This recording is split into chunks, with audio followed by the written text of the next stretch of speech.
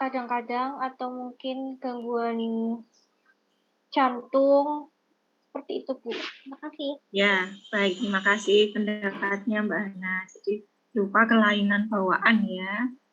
Nah, tadi sudah saya sebutkan ada banyak ya, banyak kelainan yang bersifat bawaan itu ya. Dan salah satunya tadi ya disebutkan mungkin bisa ada kaitannya dengan tulang gitu ya. Otot juga, kemudian misalnya beberapa organ dalam ya ada kelainan jantung. Nah, seperti itu ini yang terkait dengan kongenital ya. Jadi memang ini bawaan sejak si bayi itu lahir gitu ya. Nah, kelainan kongenital ini merupakan kelainan dalam pertumbuhan struktur bayi ya yang timbul sejak kehidupan hasil konsepsi sel telur. Jadi memang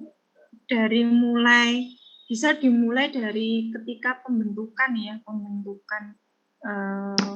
setelah adanya pembuahan itu ya, dimulai dari sel telur kemudian adanya pembuahan. Nah, di situ ketika ada sesuatu yang tidak beres, nah itu bisa nantinya menimbulkan adanya kelainan kongenital ya setelah si bayi ini lahir.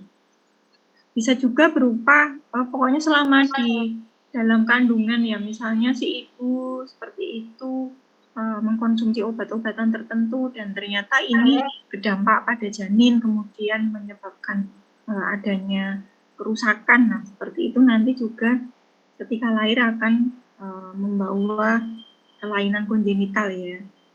Nah, kita perlu membedakan istilah ya antara kongenital dengan genetik. Nah, ini kira-kira bedanya apa gitu ya. Kalau genetik, nah ini keturunan ya. Gen itu akan membawa gitu ya, membawa sifat dari ayahnya, dari ibunya seperti itu sehingga nanti akan bisa diturunkan.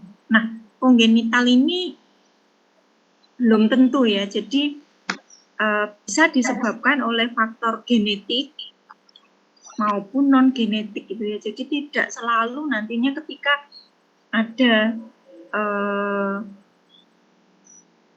anak gitu ya, anak dengan kelainan kongenital sudah pasti bahwa ini adalah faktor genetik, itu tidak ya. Jadi bisa karena genetik, bisa juga karena non genetik. Nah, yang non genetik itu karena apa? Contohnya tadi yang baru saja saya sebutkan ya, misalkan si ibu karena ketika hamil kondisinya tidak terlalu baik gitu ya, sehingga kemudian mengkonsumsi obat tertentu yang ternyata itu berdampak pada janin, itu memungkinkan ya untuk terjadinya kelainan kongenital dan ini adalah faktor non genetik. Atau bisa saja karena misalnya memang sel telurnya kualitasnya tidak bagus gitu ya. Nah, padahal itu bukan genetik gitu ya. Jadi tidak ada itu adalah menurunkan sifat ya dari ayah atau ibunya. Seperti itu. Ini yang perlu kita samakan di awal ya. Jadi tidak selalu bahwa kelainan kongenital itu disebabkan karena faktor genetik. Bisa juga karena faktor non genetik. Nah, apa prinsip dan metode terapi ketika nanti kita menjumpai kasus-kasus kongenital gitu ya. Ini yang menjadi poin penting kita ya dalam pembahasan siang ini. Jadi nanti mengenai kasus-kasusnya apa itu mahasiswa bisa lebih mengeksplor sendiri ya melalui berbagai sumber. Namun kita akan melihat lebih jauh sebenarnya prinsip dan metode terapi seperti apa yang baik untuk kita terapkan ketika nanti kita menjumpai kasus-kasus kongenital gitu ya. Yang pertama adalah early intervention. Jadi si bayi ini kan sudah membawa kelainan ya sejak dia lahir gitu ya. Semakin awal dia mendapatkan intervensi, itu harapannya akan semakin baik ya dalam menunjang perkembangannya, seperti itu. Sehingga kalau misalnya memang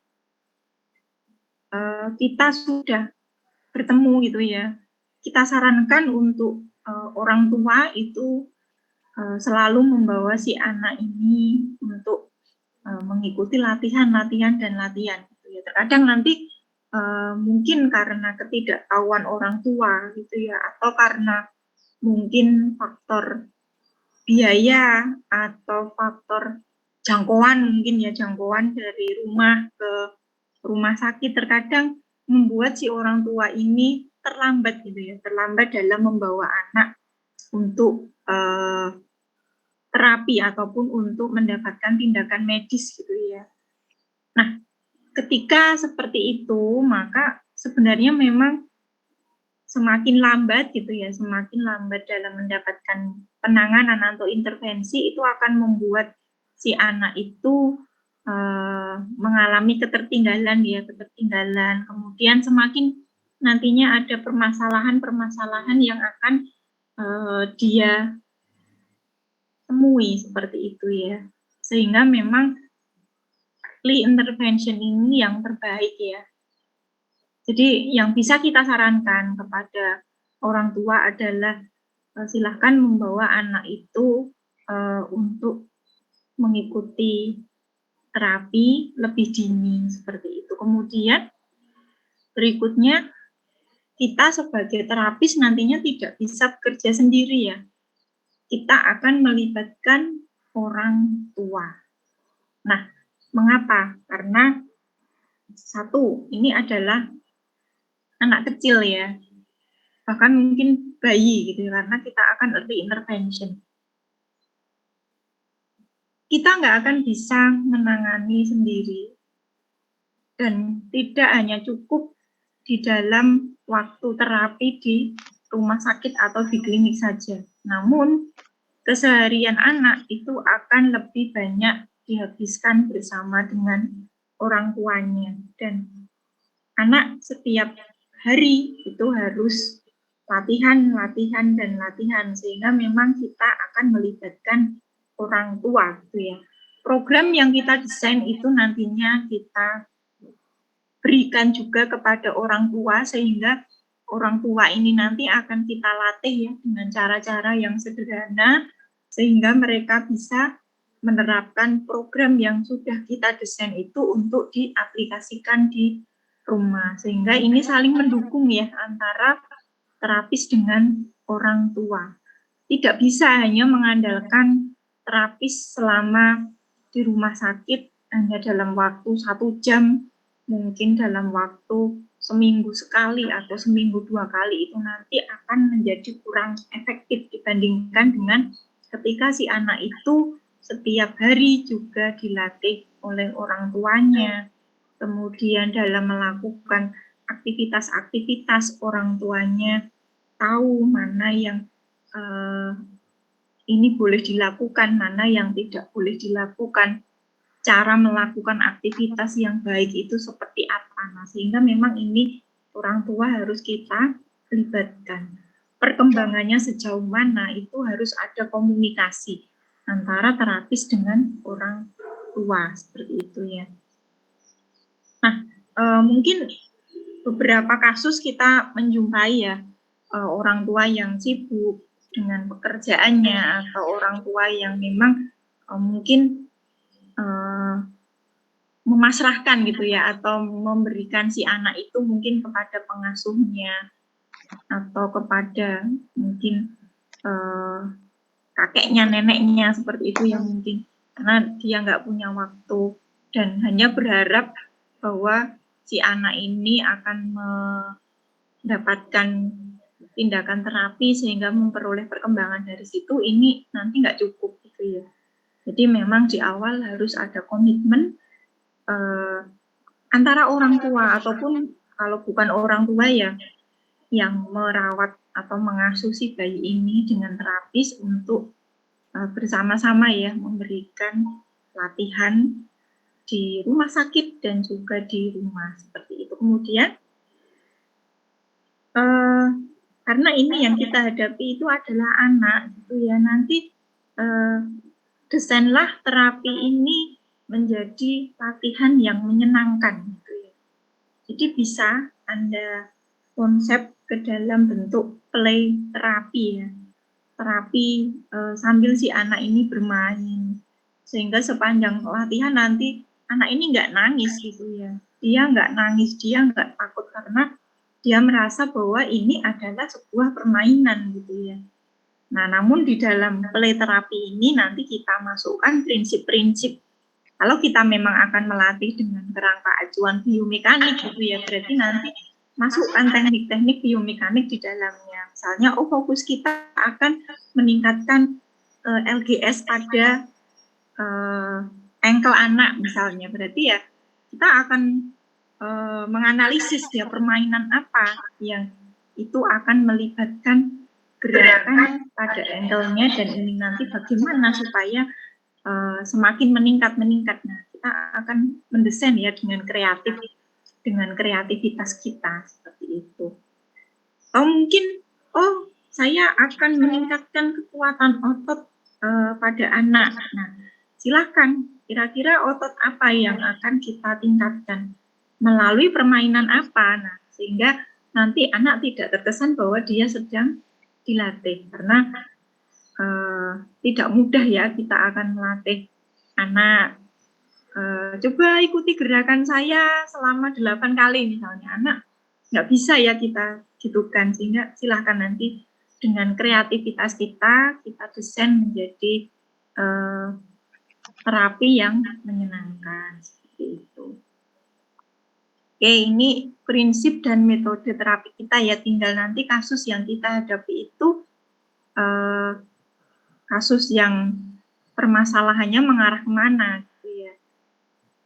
Misalnya nanti ada ya beberapa kasus itu tulangnya mudah rapuh, beberapa kasus justru tulangnya sangat padat, atau misalnya nanti ada bentuk kaki yang tidak sesuai dengan anatomi yang normal. Nah, nanti tinggal kita lihat dari situ permasalahan occupation-nya apa gitu ya. Apa yang membuat occupation-nya bermasalah? Oh, karena dia nggak bisa melakukan gerakan ke arah tertentu dengan baik, misalnya ke arah inversi nggak bisa, ke arah dorsifleksi nggak bisa misalnya. Nah, dari situ timbullah permasalahan. Nah, berarti nanti kita fokusnya melatih dorsifleksi, melatih inversi supaya permasalahannya nggak semakin parah. Misalnya, mempengaruhi dalam si anak ini jalan. Nah, itu jadi kita cari ya akar permasalahannya di mana yang berdampak kepada occupation seperti itu. Oke, sampai di sini apakah ada pertanyaan terlebih dahulu? Belum ada ya? Kalau belum ada saya lanjutkan. Nah, tadi di awal sudah saya singgung ya, kelainan kongenital itu akan banyak jenisnya gitu ya. Namun yang kita lihat pada siang hari ini adalah yang ada kaitannya dengan tulang, sendi, dan otot seperti itu. Nah, ini secara garis besar itu dibedakan menjadi kelainan displasia ya, yaitu gangguan pembentukan yang memang secara intrinsik itu telah ada saat dalam kandungan ya. Jadi bukan ketika sudah lahir baru terjadi gangguan, namun memang ini sudah terjadi ketika si janin itu ya ada di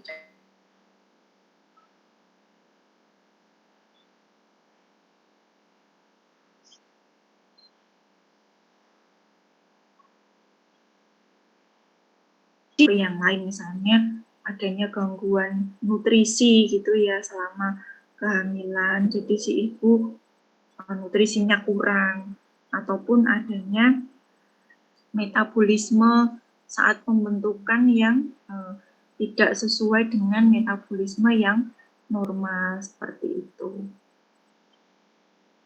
Sehingga memang tidak selalu harus berupa faktor genetik ya.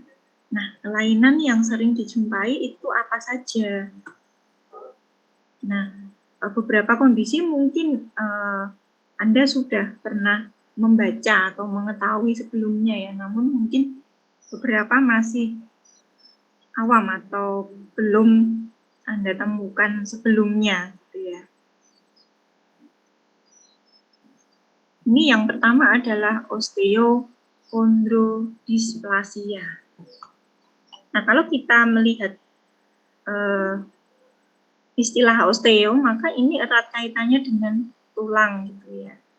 Nah, osteochondrodysplasia ini adalah sekumpulan penyakit, ini biasanya keturunan ya, genetik, yang menyebabkan tulang atau bisa juga adalah tulang rawan gitu ya, tumbuh secara abnormal.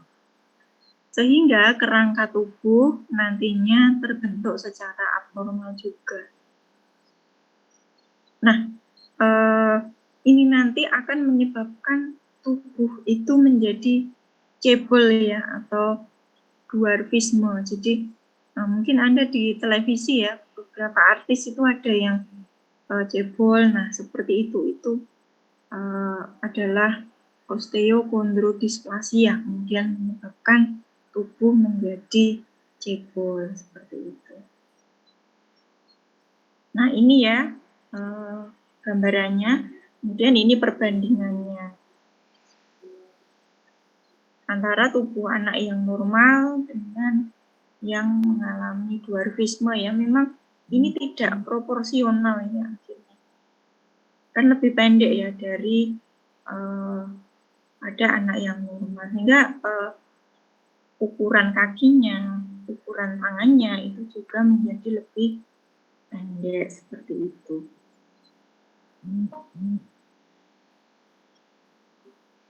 Berikutnya osteopetrosis ya. Nah, osteopetrosis ini merupakan kelainan tulang herediter. Ini juga bisa bersifat keturunan ya. Namun ini sangat jarang dijumpai. Kelainannya berupa apa? Di sini tulang menjadi bertambah padat. Jadi kepadatan tulang itu jauh melebihi kepadatan tulang yang normal, seperti itu. Mengapa? Karena tidak seimbangnya antara proses pembentukan tulang dengan penghancuran tulang, seperti itu ya. Nah, ini bisa terjadi infantile osteopetrosis, jadi pada saat bayi gitu ya. Bisa juga ini terjadi ketika sudah dewasa ya, seperti itu. Gambarannya ya, ketika kepadatan tulang itu bertambah dari kondisi yang normal. Jadi kalau dilakukan rongsen gitu ya, yang normal itu warnanya seperti ini ya. Ini ukuran kepadatan yang normal. Nah, ini pada osteopetrosis ya, di mana kepadatannya itu lebih seperti itu. Sehingga apa? Ini sangat kaku gitu ya tulangnya. Berikutnya osteogenesis imperfecta atau sering disingkat OI ya. Nah, ini adalah kondisi yang berlawanan dengan osteopetrosis. Kalau osteopetrosis itu tadi tulangnya sangat padat ya, melebihi kepadatan tulang yang normal. Nah, justru osteogenesis imperfecta ini kurang gitu ya, kepadatannya kurang. Nah, ini adalah kelainan pembentukan jaringan ikat yang umumnya ditandai dengan tulangnya mudah patah, kemudian adanya kelainan pada ligamen. Nah, Anda tahu ligamen ya? Ligamen itu merekatkan tulang dengan tulang ya, sehingga nantinya akan menstabilkan gerakan sendi seperti itu.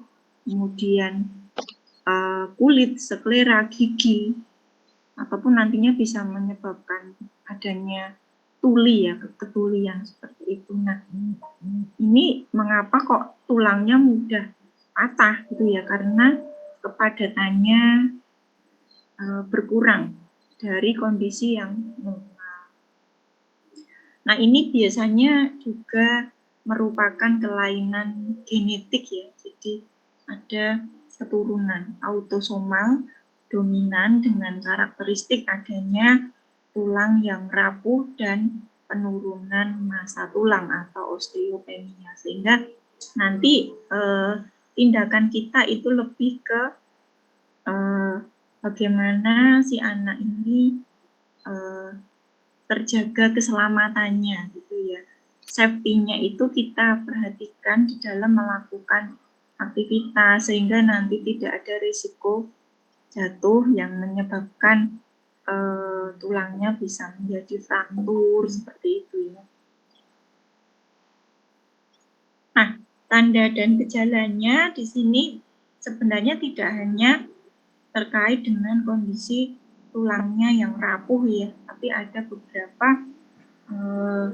kondisi yang lain di beberapa organ gitu ya, yang mengalami kelainan, misalnya adanya blue sclera, kemudian kolagen yang ada itu kualitasnya normal tapi produksinya kurang, ya, kemudian tulang mudah fraktur, adanya sedikit lengkung tulang belakang, sendinya longgar karena memang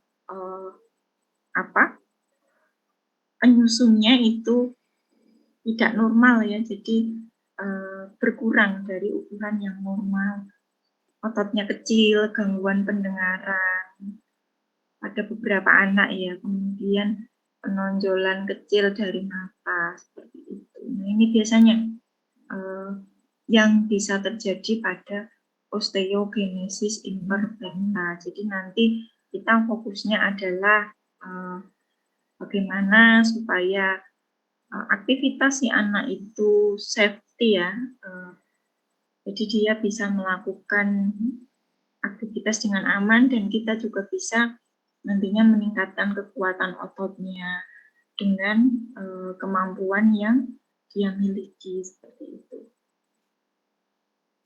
Ini tipe-tipenya ya, nanti silahkan dibaca sendiri.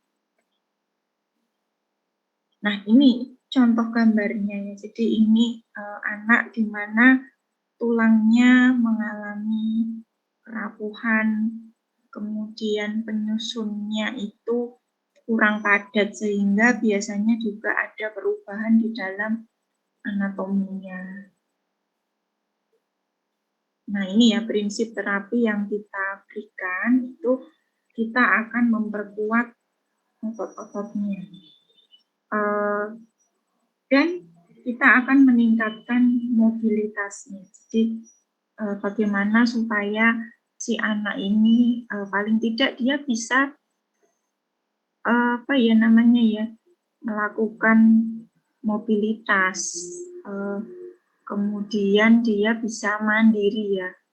Nah, dengan kita kuatkan otot-ototnya, misalnya otot pada kakinya seperti itu, dan selain itu juga beberapa otot yang nanti dominan digunakan untuk melakukan aktivitas, misalnya pada kedua tangannya seperti itu ya. Nah, bagaimana prinsip untuk meningkatkan KU-nya? Di sini kita lakukan dengan cara yang lembut, gentle gitu ya. Nah, kita harus selalu ingat bahwa si anak ini memiliki kepadatan tulang yang kurang, sehingga nanti jangan sampai latihan yang kita berikan itu malah justru beresiko untuk si anak ini mengalami cedera gitu ya, atau mengalami resiko yang tidak diinginkan kaitannya dengan kepadatan tulang yang kurang. Nah, kita itu akan meminimalkan resiko patah tulang seperti itu ya. Jadi silahkan kalau misalnya memang aktivitasnya itu banyak melibatkan keempat ekstremitasnya dengan aktivitas-aktivitas yang berat, berarti kita bisa mendesain ulang ya dengan cara-cara yang membuat si anak ini tidak berisiko untuk terjadinya patah tulang. Kemudian kita bisa mengubah posisi anak ini secara teratur ya sepanjang hari. Jadi jangan membiarkan anak ini hanya berada pada satu posisi saja. Nah, kita akan menyeimbangkan ya otot-otot yang digunakan oleh anak ini dalam melakukan gerakan gitu ya.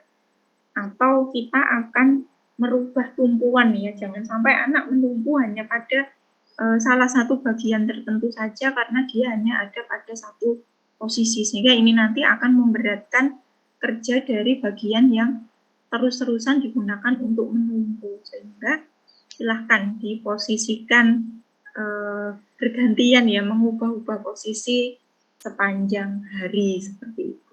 Ini tujuannya supaya tidak ada salah satu bagian yang terforsir dan tidak ada salah satu saja atau beberapa saja otot yang hanya digunakan sehingga otot yang lain nanti tidak terlatih.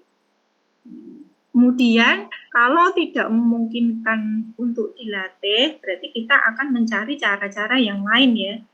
Kalau kita akan meningkatkan KO-nya, itu berarti kita memakai kerangka acuan biomekanik. Sedangkan kalau kita pilihannya itu lebih ke memodifikasi cara, kita memodifikasi lingkungan, kita memberikan alat bantu, berarti di sini kita memakai kerangka acuan rehabilitatif seperti itu. Nah, apa saja yang bisa diberikan? Ya, kita bisa memberikan alat bantu fisik ya, misalnya kursi roda untuk mobilitas si anak gitu ya. Daripada anak berjalan nanti beresiko jatuh dan tidak memungkinkan kekuatan ototnya untuk berjalan misalnya, maka kita sediakan kursi roda atau kruk gitu ya. Splint bisa itu resting splint ya untuk memposisikan misalnya lengan anak atau kaki anak supaya berada pada posisi yang anatomis gitu ya. Atau bisa juga berupa dynamic splint ya untuk membantu aktivitas anak.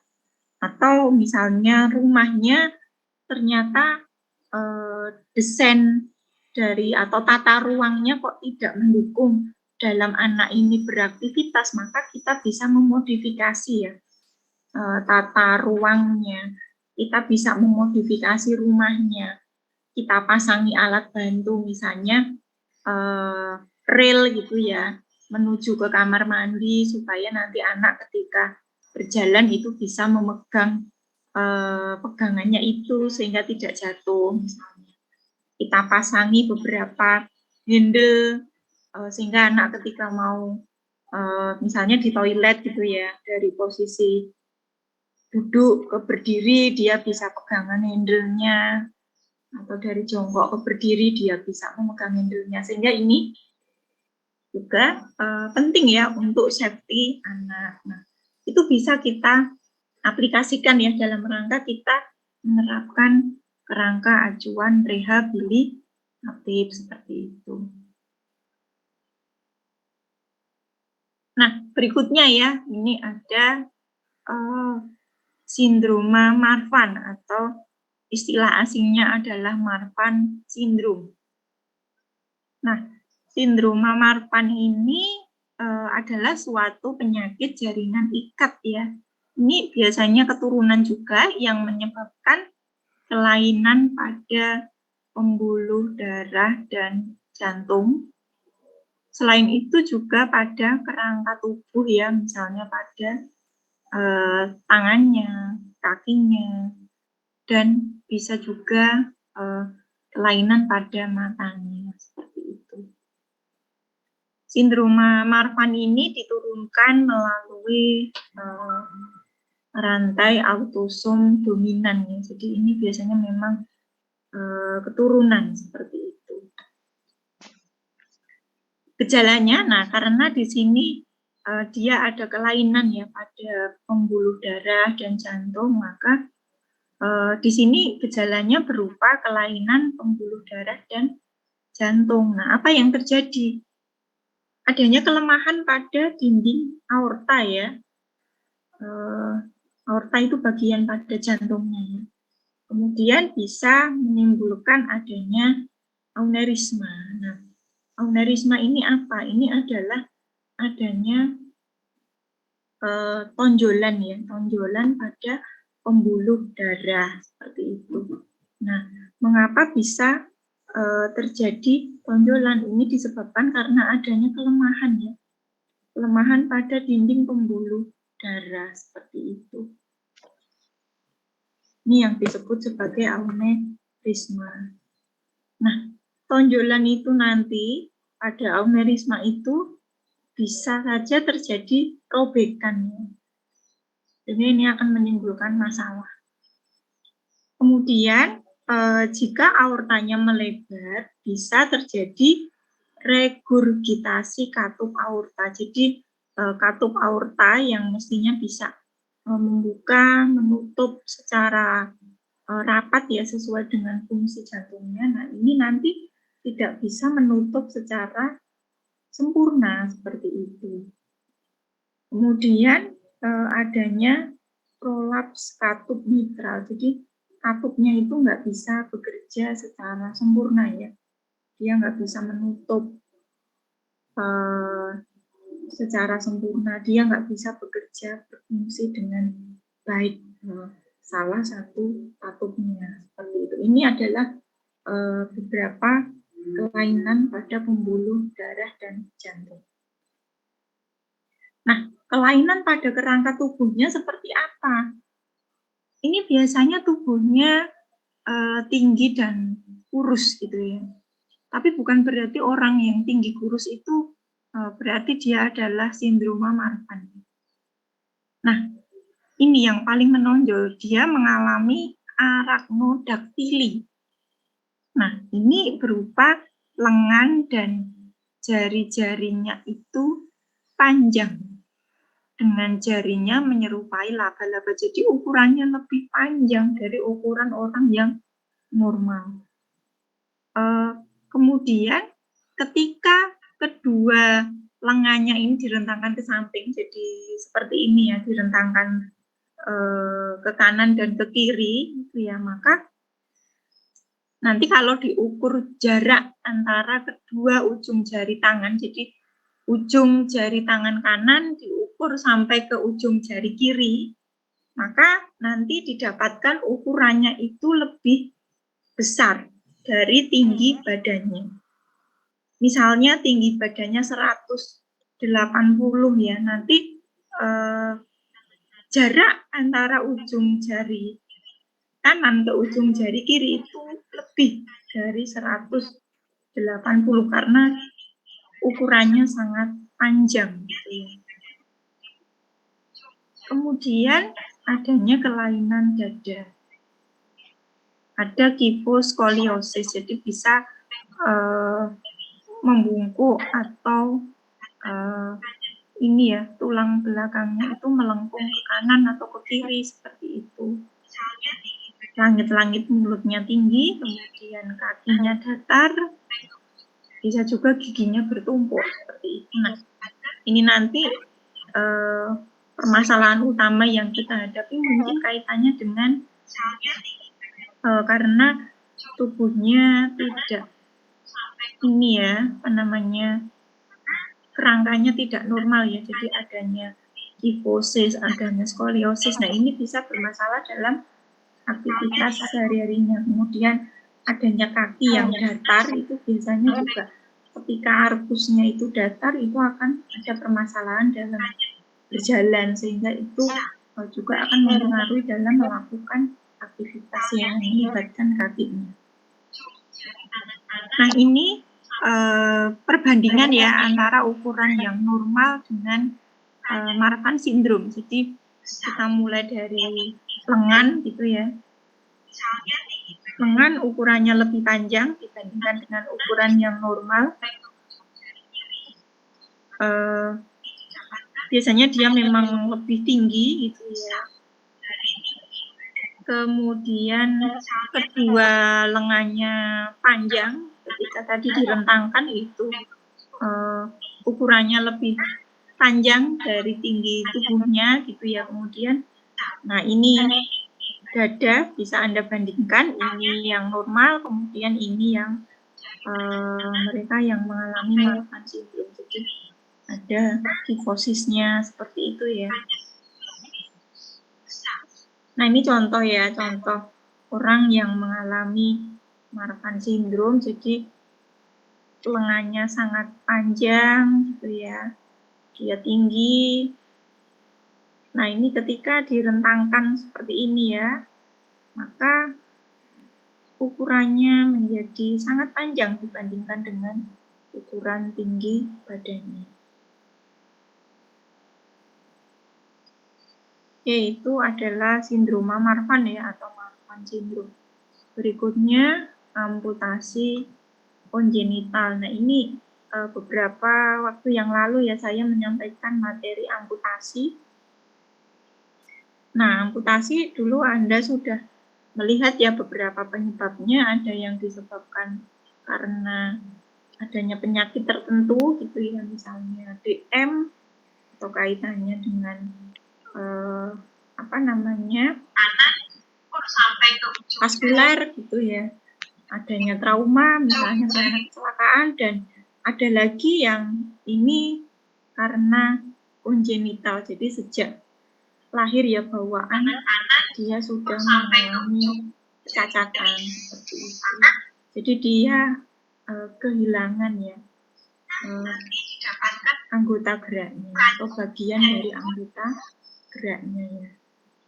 Ini adalah suatu keadaan di mana bayi baru lahir dia tidak memiliki sebuah lengan atau sebuah tungkai gitu ya, atau bagian dari lengan maupun tungkai. Jadi misalnya jari-jarinya ada yang hilang gitu ya, dari jari tangannya atau jari-jari kakinya seperti itu.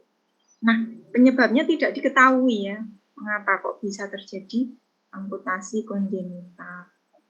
Salah satunya diduga karena si ibu itu mengkonsumsi obat-obatan tertentu ya yang bisa berdampak pada janin seperti itu.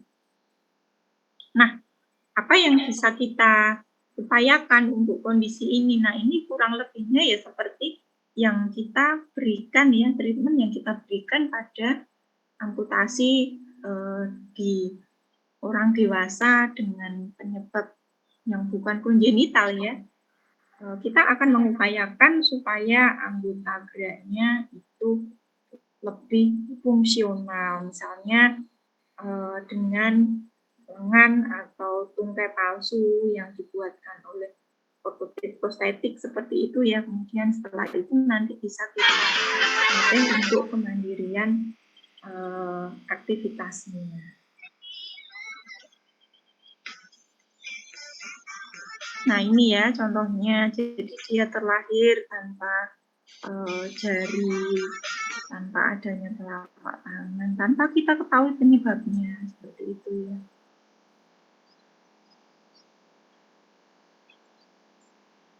Berikutnya, congenital talipes equinovarus atau CTEV.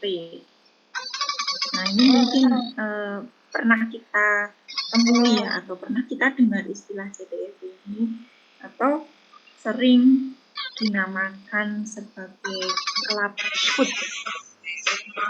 Nah, club foot ini adalah istilah umum yang digunakan untuk menggambarkan deformitas umum di mana kaki itu berubah atau bengkok dari keadaan atau posisi normal. Jadi nanti ankle foot anak itu strukturnya berbeda dengan struktur yang normal. Nah, mengapa bisa dinamai tali pes gitu ya? Karena ini berasal dari kata talus ya. Talus, Anda tahu talus itu salah satu tulang ya pada ankle ya. Talus artinya ankle dan pes itu artinya kaki. Seperti itu sehingga dinamai tali pes. Deformitas kaki dan ankle itu nanti akan dipilah-pilah ya tergantung dari posisi kelainan ankle dan kakinya. Jadi ada yang mengarah ke inversi, ada yang mengarah ke eversi. Nah, ini ya ada beberapa tipenya. Nanti Anda baca sendiri saja ya. Nah, ini contoh gambarnya. Jadi ada tali pes capus, ada tali pes equinus, ada tali pes calcaneus, ada tali pes valgus, dan sebagainya.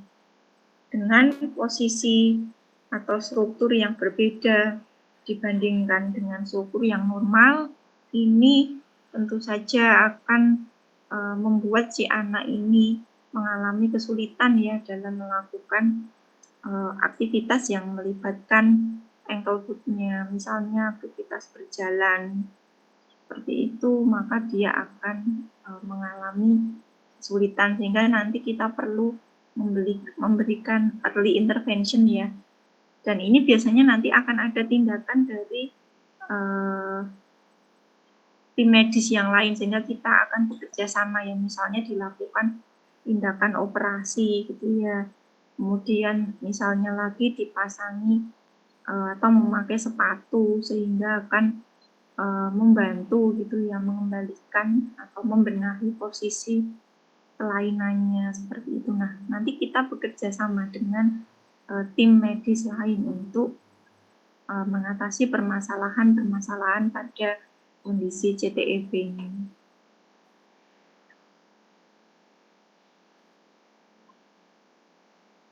Berikutnya ada spina bifida.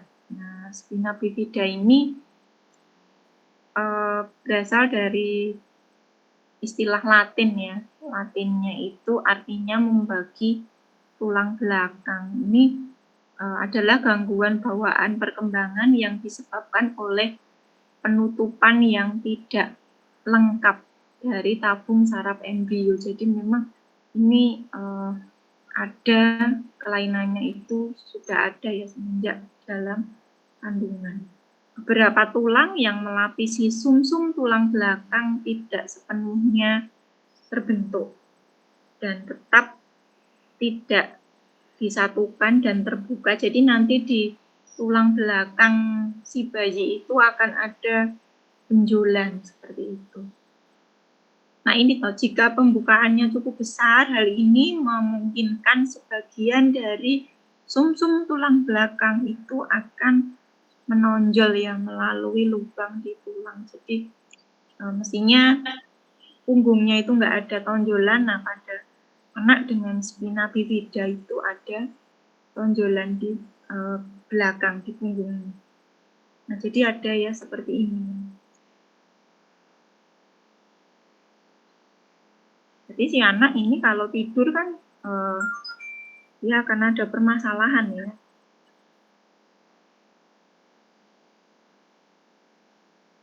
Ada beberapa klasifikasi ya, ada okulta, ada kistika dengan meningokele, kemudian ada kistika dengan mielomeningokele. Nanti itu lebih ke bagaimana tonjolan yang terjadi pada punggungnya seperti itu ya.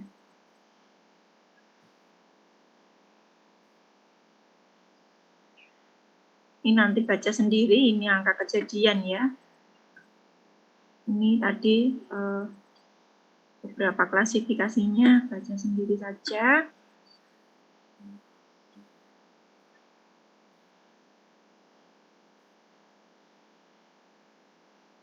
Jadi nanti kita akan mengupayakan supaya si anak ini ya, karena dia akan ada beberapa permasalahan ya, ada pada fungsi eksekutifnya, keterampilan akademiknya, sehingga ini akan mempengaruhi di dalam si anak ini sekolah seperti itu ya. Jadi nanti kita akan fokusnya di situ ya, ke kemampuan akademiknya dengan kita latih sesuai dengan kemampuan awal anak seperti itu ya. Kita perbaiki mulai dari atensinya misalnya seperti itu ya. Kita tingkatkan sampai nanti mendukung kemampuan akademiknya sampai ke fungsi eksekutifnya. Berikutnya arthrogryposis multiplex congenita. Nah, ini adanya kontraktur ya, kontraktur pada 2 atau lebih area tubuh. Nah, ini sudah dibawa sejak si bayi lahir. Biasanya kalau kontraktur itu kan karena penyebab tertentu, misalnya adanya rematik atau adanya stroke, lama tidak digerakkan sehingga akhirnya menjadi kontraktur. Nah, kalau ini sudah dibawa sejak si bayi itu lahir. Jadi Anda bisa membayangkan nanti si anak ini akan kesulitan dalam melakukan beberapa gerakan ya karena adanya kontraktur. Nah, anak-anak yang lahir dengan 1 atau lebih sendi yang mengalami kontraktur ini memiliki fibrosis yang abnormal sehingga ini menyebabkan pemendekan otot ya, ototnya nggak bisa diulur, posisi ekstensi, kemudian tidak dapat melakukan perpanjangan pasif ya, dan fleksi pada sendi yang terkena. Jadi dia biasanya kontraktur ke posisi fleksi ya, mau diekstensikan itu kesulitan. Ini klasifikasinya ya, ada yang kontraktur pada sendi yang parah, kemudian adanya kelemahan otot, kemudian ada yang melibatkan tangan dan kaki, kemudian ada juga yang melibatkan persarafan dan otot utama, sehingga nanti memang kita akan mencoba ya memperbaiki dari kelemahan-kelemahan yang dimiliki oleh anak. Penata laksanaannya tentunya untuk menghilangkan ya, atau supaya membuat anak itu mampu kembali bergerak itu dengan tindakan operasi ya. Sehingga dengan operasi ini bagian yang tadinya mengalami kontraktur itu bisa diposisikan kembali, kemudian nantinya bisa dilatih untuk bergerak ya. Namun mungkin juga nanti kan ada beberapa kendala yang misalnya karena ketidakmampuan biaya dan lain-lain sehingga mungkin tidak mampu untuk melakukan operasi, berarti nanti upaya yang dilakukan itu lebih ke bagaimana supaya kontrakturnya itu tidak semakin parah ya dengan adanya gerakan-gerakan, kemudian nantinya kita juga bisa mengupayakan dengan upaya-upaya secara rehabilitatif, jadi dengan alat bantu, dengan modifikasi lingkungan, modifikasi cara, seperti itu. Skoliosis, nah ini kondisi yang sering Anda temui mungkin ya. Tulang belakang itu strukturnya tidak normal, gitu ya. Jadi mengalami deviasi. Deviasi 3 dimensi tulang belakang ini menyerupai S ya, menyerupai huruf S. Jadi tulang belakangnya tidak lurus tapi melengkung-lengkung ya ke kanan dan ke kiri. Kelengkungan tulang belakang itu lebih dari 10 derajat ya ke kanan atau ke kiri. Nah, ini bisa juga ke depan atau ke belakang. Kalau ke depan jadi kemudian membungkuk ya, sering disebut sebagai kyphosis. Kemudian lawannya disebut lordosis, seperti itu ya.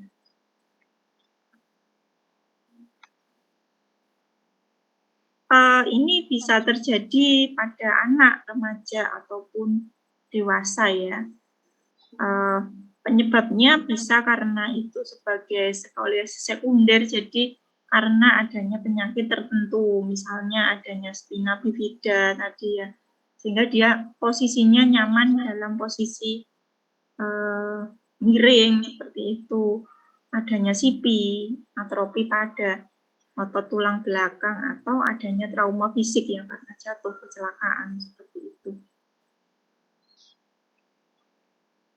Ini yang menyebabkan adanya skoliosis. Teknik pengukuran ini biasanya OP yang melakukan ya.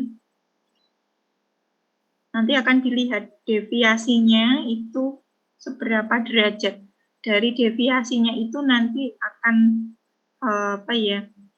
diputuskan memakai korset yang seperti apa gitu ya, atau harus ada tindakan surgery bedah gitu ya, atau hanya disesuaikan saja caranya dalam melakukan aktivitas seperti itu. Nah, ini bisa terjadi pada anak dan dewasa ya. Kalau anak itu diobservasi dulu sejauh mana kemiringannya, kemudian pengaruhnya dalam melakukan aktivitas, sehingga nanti bisa adanya penyesuaian gitu ya, atau memakai brushing, atau kalau memang diperlukan itu dengan surgery, dengan pembedahan. Pada dewasa, nah ketika tulang belakangnya itu tidak pada posisi anatomi, ini akan menyebabkan adanya nyeri ya. Nah, sehingga treatmentnya itu lebih fokus ke bagaimana mengurangi nyeri yang terjadi, sehingga bisa dengan obat-obatan ya, medikasi, bisa dengan brushing, kemudian exercise, latihan-latihan, sehingga membuat tulang belakangnya adanya, dia akan melentur seperti itu ya. Nah, kemudian juga nanti kita bisa proper body mechanics seperti itu ya. Jadi bagaimana cara-cara membawa barang yang benar misalnya, atau memposisikan dirinya sehingga tidak semakin memperparah kondisi skoliosisnya seperti itu. Dan kalau diperlukan pada kondisi tertentu dengan derajat keparahannya, maka bisa dilakukan tindakan surgery, pembedahan. Nah, ini ya kalau dilihat secara rongsen, jadi memang ada deviasi ya, miring ke kanan ke kiri menyerupai huruf S, dan ini tindakan operasinya, jadi diluruskan ya dengan dipasangi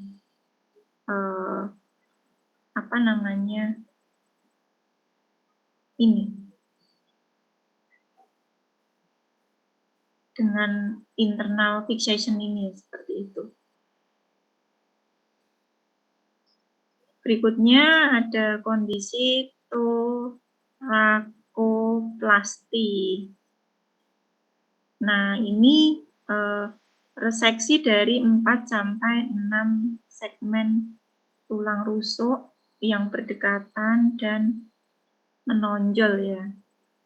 Kemudian setiap segmen itu adalah 1 sampai 2 inci. Jadi ada perbedaan struktur ya, ada bagian-bagian di tulang rusuknya, sehingga ini akan menyebabkan si pasien merasa nyeri ya, nyeri, dan bisa juga nanti akan berdampak pada organ-organ, misalnya pada paru seperti itu ya. Biasanya akan dilakukan operasi untuk kondisi ini. Nah, mengenai skoliosis tadi, mau dikatakan di derajat ringan, kemudian cukup parah atau parah itu biasanya tergantung dari derajat deviasinya, gitu ya. Kemudian nanti akan ditentukan tindakan yang paling tepat itu apa. Misalnya ringan, derajat deviasinya kurang dari 30, oh cukup dipantau saja dalam melakukan aktivitas, kemudian dibantu dengan olahraga gitu ya, jadi adanya observasi. Oh kok kemiringannya 30 sampai 45 derajat. Ini pada anak-anak memerlukan bracing gitu ya, karena dia masih mengalami masa pertumbuhan. Kalau parah baru dilakukan tindakan pembedahan. Sehingga memang prinsip terapinya itu mencegah hilangnya fungsi ya dalam berbagai kegiatan dalam aktivitas sehari-harinya dengan mempertahankan rentang gerak, jangan sampai nanti tulang belakangnya itu mengalami keterbatasan ya karena dia merasakan nyeri atau tidak nyaman dengan posisi tertentu. Nah, maka akan kita latih ya dengan exercise, dengan olahraga, kemudian diposisikan pada posisi yang proper position seperti itu.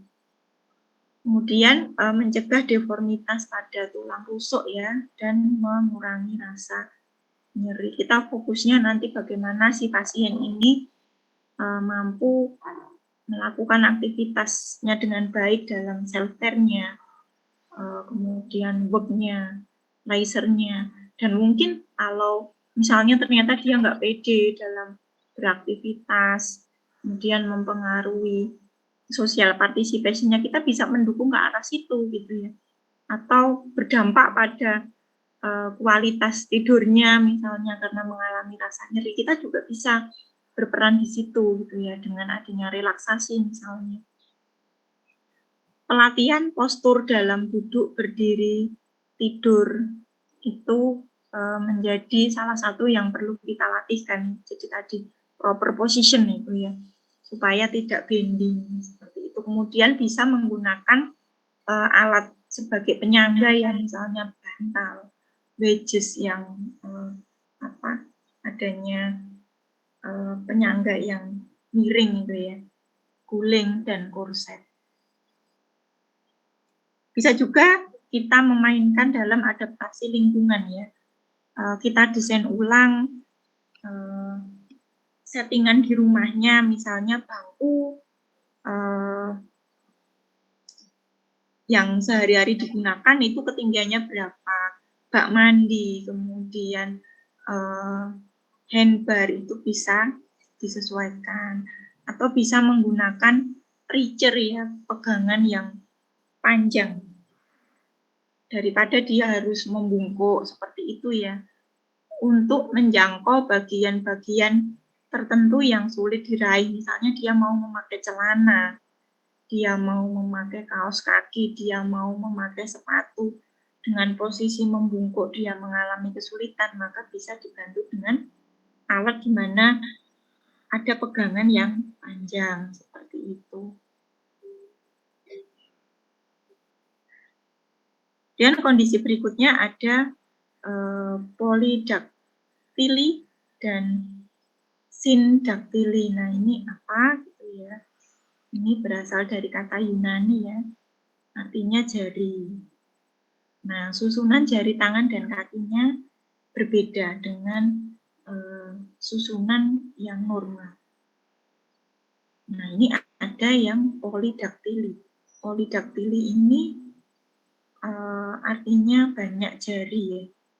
Adalah ketika anggota tubuhnya memiliki lebih dari jumlah jari yang normal. Jadi kita masing-masing punya 5 ya. Nah, mungkin dia ada kelebihan 1 semenjak dia lahir seperti itu. Nah, itu disebut sebagai polydactyly.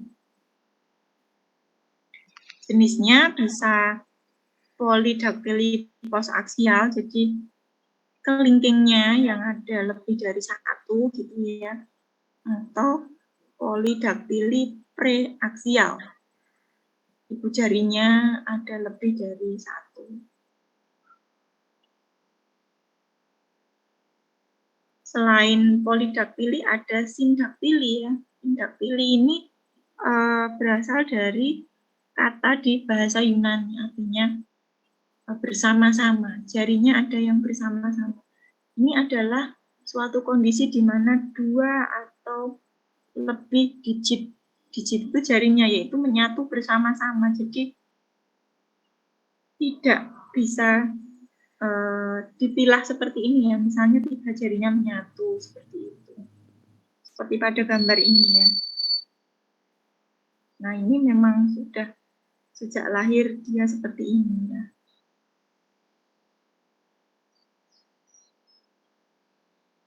Klasifikasinya ada simpel dan kompleks ya, nanti Anda baca sendiri. Tipenya ada tipe 1 sampai 5. Penata laksanaannya dengan operasi ya. Jadi operasi dokter bedah yang melakukan, diupayakan nanti bisa membongkar jari-jari yang tadi tidak bisa dipisah gitu ya, atau yang polidaktili berarti akan menghilangkan ya salah satunya seperti itu. Lalu OT kira-kira berperan atau enggak gitu ya. Nah, kita bisa berperan gitu ya. Setelah tindakan operatif berarti kita akan melatih mengupayakan supaya nanti bisa timbul gerakan-gerakan lagi pada lingkup gerak sendinya sehingga nanti akan menunjang dalam pelaksanaan aktivitas sehari-hari. Kita tingkatkan kekuatan ototnya seperti itu. Atau pada beberapa yang tidak dilakukan tindakan operatif berarti langkah kita adalah dengan upaya rehabilitatif gitu ya. Kita sediakan alat bantu karena kalau tadi jarinya tidak bisa sempurna itu akan ada beberapa aktivitas yang terganggu, misalnya mau memegang sendok, mau menulis, mau melakukan aktivitas apapun berarti harus kita desain ulang ya dengan misalnya dipasangi velcro dan lain-lain. Nah, itu upaya yang bisa kita lakukan ya secara rehabilitatif. Jadi menyediakan alat bantu atau memodifikasi cara dalam melakukan aktivitas. Kalau yang bermasalah tangan kanannya, kita maksimalkan fungsi tangan kirinya misalnya. Atau kita desain lingkungan rumahnya, kita sesuaikan. Nah, ini berarti upaya-upaya dengan kerangka acuan rehabilitatif yang bisa kita upayakan ya ketika memang tidak dilakukan tindakan operatif seperti itu. Oke, kira-kira itu ya yang bisa saya sampaikan. Pada intinya bahwa kelainan kongenital silahkan digali ya. Akar permasalahannya ada di mana sehingga akan berdampak pada occupation-nya. Nah, kita akan melatih pada akar permasalahannya ini. Oh, di kekuatan ototnya. Oh, di lingkup gerak sendinya. Oh, perlu didesain cara melakukan aktivitasnya karena memang ada struktur yang tidak normal misalnya. Nah, itu kita gali, kita latih atau kita upayakan supaya nanti occupation yang terdampak itu bisa kembali mandiri dengan tadi ya kerangka acuan biomekanik ataupun rehabilitatif, kemudian dengan prinsip dan metode terapi early intervention gitu ya. Jadi sejak dini, kemudian kita libatkan orang tua, keluarga, latihan harus dimaksimalkan tidak hanya di setting klinik atau rumah sakit. Kemudian silahkan Anda kemas dalam latihan yang menyenangkan, play terapi, sehingga anak mau melakukan latihan yang dikemas dalam permainan, sehingga anak akan merasa bahwa apa yang dia lakukan itu menyenangkan seperti itu. Oke, saya kira sampai di sini. Silahkan kalau ada pertanyaan.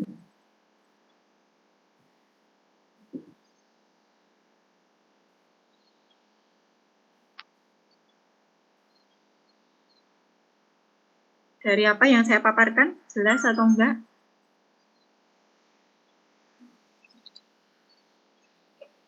Jelas, Bu. Oke, ada pertanyaan atau enggak? Izin bertanya, Bu. Ya, silahkan. Untuk penerapan kerangka acuan pada anak dengan gangguan kongenital di muskuloskeletal, kalau semisal pakai biomekanik itu memungkinkan nggak sih Bu untuk anak diukur LGS dan KO-nya secara manual seperti ketika kita mengukur pada orang dewasa? Soalnya kan kebanyakan anak agak tidak kooperatif ketika kita mengukur dengan manual seperti itu. Nah, itu teknik kita mengukur LGS KO di anak bagaimana? Atau kita itu boleh memperkirakan saja atau harus diukur seperti orang dewasa, Bu? Terima kasih. Oke, baik. Terima kasih pertanyaannya. Jadi, ketika memang mau menggunakan pengukuran dengan belangko LGS maupun dengan pengukuran untuk kekuatan otot, maka prinsip yang digunakan itu tetap sama dengan panduan yang ada, dan memang harus sesuai dengan panduan yang ada. Itu kalau Anda mau mendapatkan hasil secara objektif gitu ya, yang dimana memang sudah jelas prosedurnya dan nanti Anda bisa menuliskan hasilnya. Oh, misalnya pelantar fleksi anak hanya 10 derajat. Itu Anda peroleh dari adanya pengukuran yang memang harus dilaksanakan sesuai prosedur. Nah, permasalahannya memang akan ada banyak tantangan dan hambatan ya ketika Anda mau menerapkan ini kepada anak.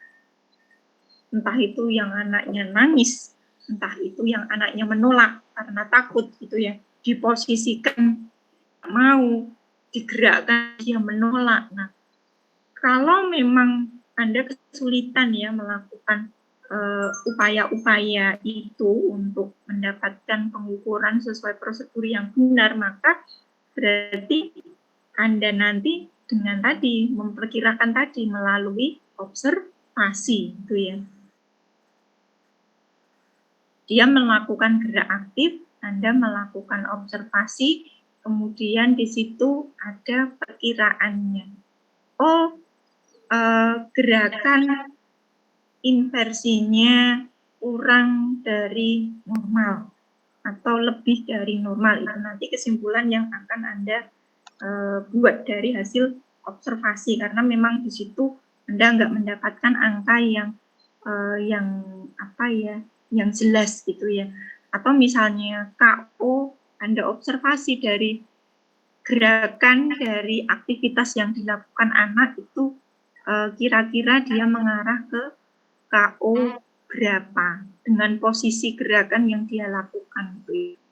Nah, ini Anda lakukan melalui observasi, sehingga memang ini pemeriksaan yang didapatkan itu hanya melalui pemeriksaan di dalam initial assessment ya, sehingga memang data yang didapatkan ini adalah data yang bersifat subjektif. Itu ketika memang tidak memungkinkan untuk diukur sesuai prosedur yang benar. Namun tadi kalau memang Anda mau mengupayakan ya berarti silahkan diukur sesuai prosedur yang benar jika dimungkinkan.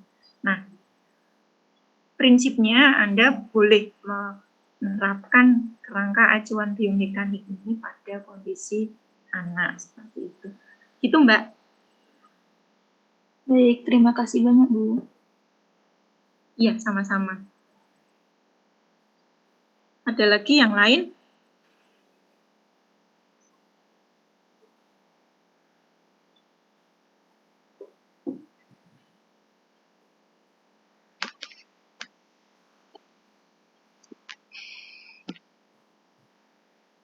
Tidak ada?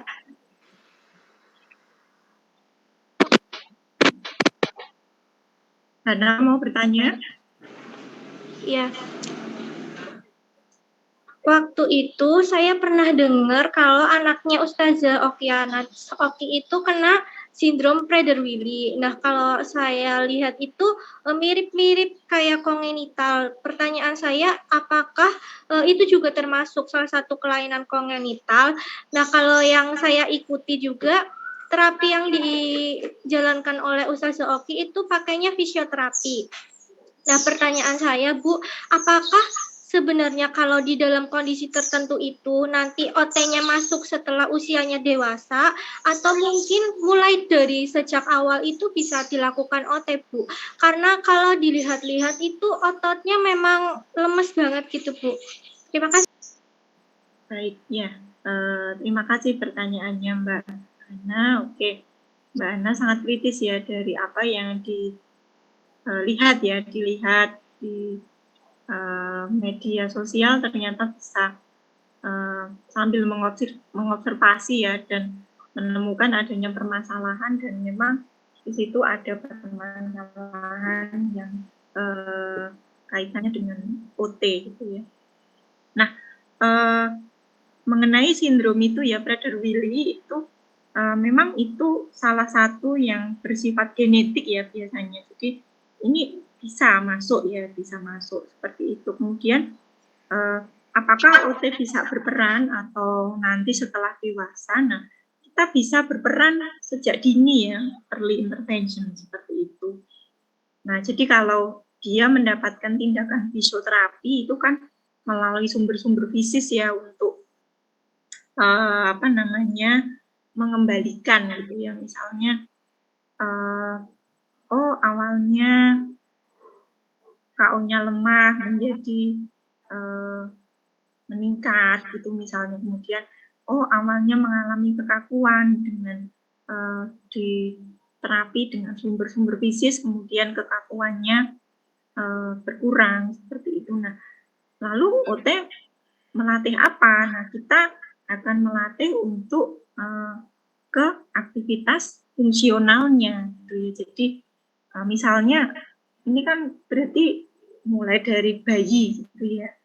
Nah, bayi berarti kita kaitkan dengan apa yang dia harusnya bisa lakukan sesuai dengan usia perkembangannya. Tentunya kan kalau ada salah satu yang mengalami keterbatasan, misalnya ototnya sangat layu, itu kan dia mau melakukan gerakan kan berarti kan mengalami kesulitan ya, misalnya mau duduk, misalnya mau ke posisi merangkak, ataupun nanti setelah merangkak, itu kan tentunya nanti juga ada permasalahan di situ gitu ya. Nah, kita bisa berperan di situ. Kita latih problemnya anak apa, kemudian kita sesuaikan dengan usia perkembangannya seperti itu. Jadi nanti kita bisa melihat ya ke dalam perkembangannya itu dia yang bermasalah yang mana, dan kita akan melatih supaya dia mampu mengejar ketertinggalan. Jadi ini nanti juga kita memasukkan kerangka acuan developmental di dalamnya seperti itu. Jadi mulai dari early intervention itu sudah bisa, maksudnya early intervention sudah bisa kita terapkan kepada si bayi ini, tidak usah menunggu sampai dia dewasa. Seperti itu Mbak Hana. Baik Ibu, terima kasih. Iya, sama-sama. Ada lagi yang lain?